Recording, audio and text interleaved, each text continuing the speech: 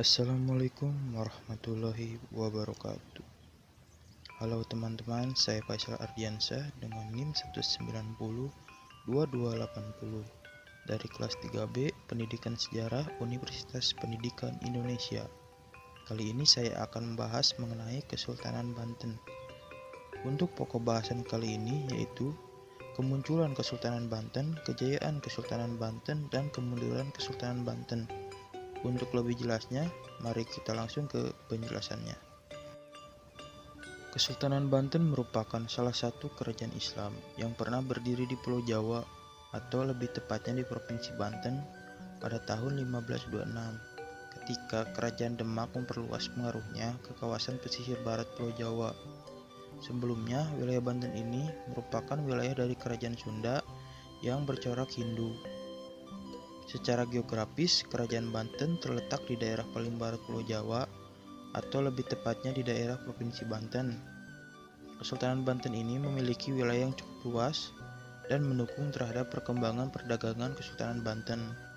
Wilayahnya meliputi bagian barat Pulau Jawa, seluruh bagian Lampung, dan sebagian wilayah selatan Jawa Barat. Hal ini yang menjadikan Kerajaan Banten atau Kesultanan Banten sebagai penguasa jalur pelayaran dan perdagangan yang melewati Selat Sunda. Sebelum menjadi sebuah kesultanan, Banten merupakan wilayah kerajaan Sunda Pajajaran yang bercorak Hindu. Pada masa itu, Banten dipimpin oleh Prabu Pucuk Umum dan anaknya yang bernama Prabu Seda, dengan pusat pemerintahan di Banten Girang di bagian pedalaman. Kala itu, Pajajaran merupakan satu-satunya kerajaan Hindu yang masih eksis di Pulau Jawa. Melihat hal tersebut, para wali menggelar perundingan dan memutuskan untuk menguasai Banten terlebih dahulu, sebab Banten sendiri merupakan pintu gerbang untuk masuk ke Jawa Barat dan menyebarkan ajaran Islam di Jawa Barat. Pada tahun 1525, atas perintah dari Sultan Trenggono dari Kerajaan Demak, pasukan gabungan dari Kesultanan Demak dan Cirebon bersama Laskar Marinir yang dipimpin oleh Fathahillah dan anaknya Maulana Hasanuddin menyerbu Kadipaten Banten Girang yang bercorak Hindu. Tanpa perlawanan begitu sulit, Hasanuddin berhasil mengalahkan Prabu Pucuk Umum di Banten Girang pada tahun 1525. Kemudian, atas petunjuk Sunan Gunung Jati, Hasanuddin memindahkan pusat pemerintahan kota Banten ke dekat pelabuhan Banten.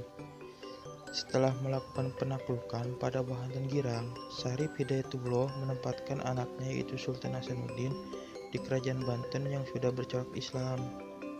Semenjak Banten Girang berhasil dikalahkan oleh penguasa Islam, kekuasaan Islam bertambah jaya. Hal ini juga didukung oleh pemindahan Kesultanan Banten ke Banten Lama yang terletak di kawasan pesisir pantai utara Pulau Jawa bagian barat. Pemindahan ini memiliki tujuan untuk memudahkan hubungan antara pesisir utara Pulau Jawa dengan pesisir Sumatera bagian barat melalui Selat Sunda dan Samudra Indonesia. Perpindahan ini bertujuan mengembangkan perdagangan sehingga Bandar Banten di pesisir yang berfungsi sebagai pusat politik maupun ekonomi berkembang dengan pesat. Kesultanan Banten mencapai puncak kejayaan pada masa pemerintahan Sultan Ageng Tirtayasa, yang dimana pada saat itu pelabuhan Banten telah menjadi pelabuhan internasional, sehingga perekonomian Banten maju dengan begitu pesat. Kejayaan Kesultanan Banten ini bisa dilihat dari berbagai faktor, seperti wilayah kekuasaannya yang meliputi sisa kerajaan Sunda yang tidak direbut Kesultanan Mataram, serta wilayah yang sekarang menjadi Provinsi Lampung.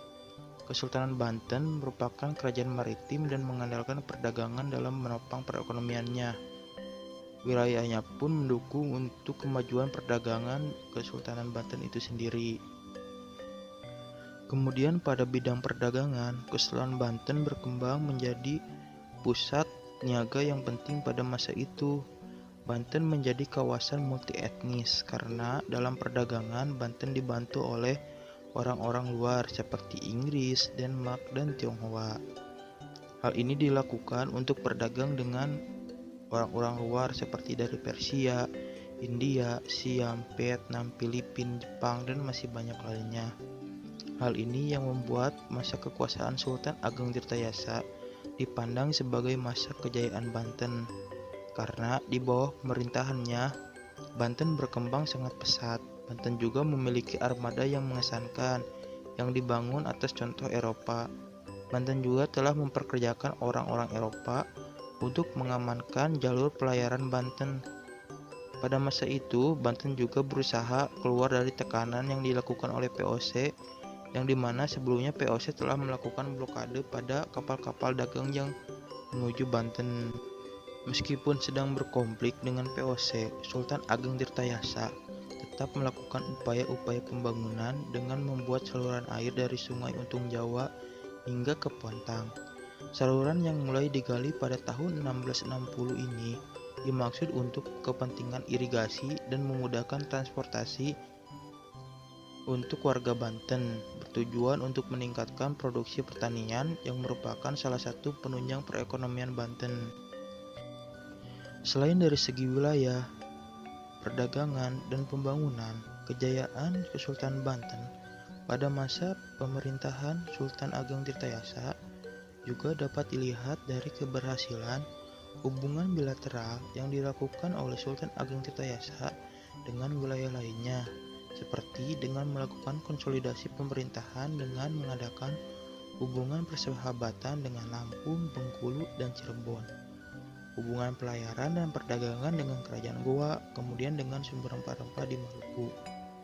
Meskipun hal ini ditentang oleh VOC karena dilarang dalam perjanjian dengan VOC, tapi hal ini tetap dilakukan oleh Sultan Ageng Tirtayasa, baik dalam bidang politik, diplomasi maupun di bidang pelayaran dan perdagangan dengan bangsa-bangsa lain, akan membuat pelabuhan Banten semakin ramai dikunjungi para pedagang asing seperti dari Persia, Arab, India, Cina, Jepang, Filipina, dan lainnya. Demikian pula dengan bangsa-bangsa dari Eropa yang bersahabat dengan Inggris, Prancis, Denmark, dan Turki. Kemunduran Kesultanan Banten.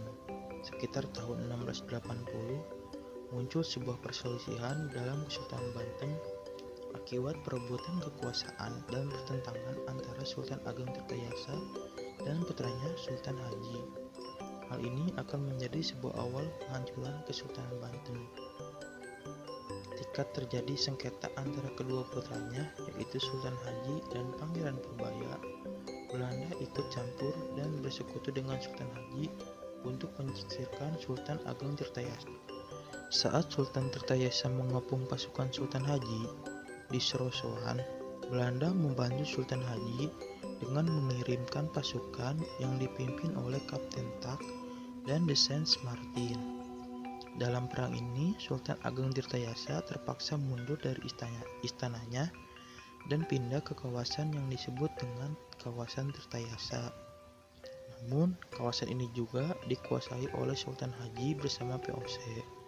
Sultan Ageng Tirtayasa bersama Pangeran Purbaya dan Syekh Yusuf dari Makassar mundur ke arah selatan pedalaman Sunda. Namun, pada tanggal 14 Maret 1683, Sultan Ageng Tirtayasa tertangkap, kemudian ditahan dan akhirnya meninggal di sel tahanan Batavia. Dukungan VOC kepada Sultan Haji harus dibayar dengan memberikan kompensasi kepada VOC. Di antaranya, wilayah Lampung diserahkan pada VOC, kemudian memberi VOC atas hak monopoli perdagangan lada di Lampung, dan mengganti kerugian akibat perang tersebut kepada VOC. Perang saudara yang berlangsung di Banten meninggalkan kestabilan pemerintahan masa berikutnya. Konflik antara keturunan penguasa Banten maupun gejolak ketidakpuasan masyarakat Banten atas ikut campurnya VOC dalam urusan Banten membuat perlawanan rakyat kembali memuncak, di antaranya perlawanan Ratu Bagus Buang dan Kiai Tapa. Akibat konflik yang berkepanjangan, Sultan Banten kembali meminta bantuan VOC dalam meredam beberapa perlawanan rakyat, yang dimana membuat Banten menjadi pasal dari VOC. Kemudian Kesultanan Banten resmi dihapuskan pada tahun 1813 oleh pemerintahan kolonial Inggris oleh Thomas Stamford Raffles. Peristiwa ini merupakan pukulan pamungkas yang mengakhiri riwayat Kesultanan Banten.